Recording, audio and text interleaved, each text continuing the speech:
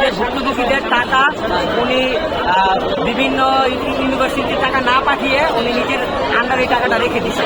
এখন শিক্ষার্থীরা সবাই আসছে তাদের ভুক্তভোগীদের টাকা নেওয়ার জন্য এবং কোর্টে বলার জন্য যে এই স্টুডেন্টদের টাকা যাতে যত দ্রুত সম্ভব সরকারের মাধ্যমে আমাদের টাকাটা ফিরিয়ে দেওয়া হয়। আপনার কত টাকা? আমার 8,91,500।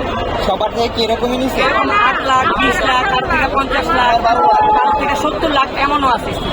কানাডা এই বলে 25 লক্ষ টাকা নিয়েছে।